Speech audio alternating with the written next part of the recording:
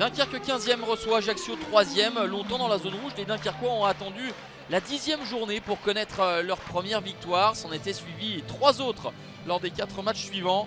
Battus lors de la dernière journée, les joueurs de Romain Révelli veulent performer de nouveau face à l'ACA pour se donner davantage de marge sur le bas de tableau. Mais forcément, les Corses, seulement à 2 points du leader Toulouse, visent aussi un succès à Marcel Tribut. Un but refusé pour une faute sur Gaëtan Courtet. On en reste à 0-0. Pas énormément d'opportunités dans cette première période, mais les rares à souligner seront à mettre au crédit des nordistes avec cette tête sur laquelle Benjamin Leroy doit s'employer. Une jolie claquette pour préserver ce score de 0-0. Ce sera d'ailleurs le score à la mi-temps.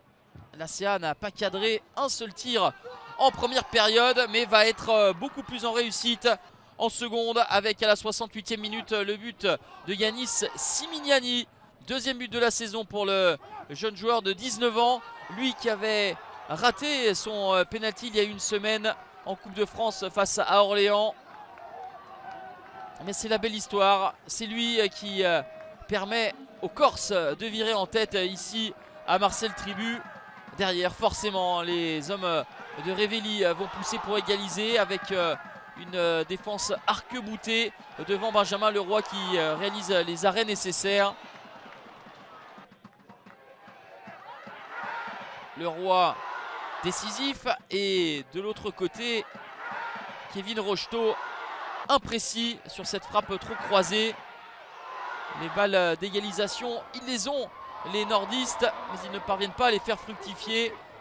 L'ACA procède en contre avec ce ballon qui était destiné à Ariane Nouri. On va en rester là, 1-0 score final. Ajaccio s'impose par le plus petit des scores, mais un résultat qui permet surtout aux Corses d'occuper provisoirement la 2e place à 2 points du leader. Dunkerque de son côté est 17e.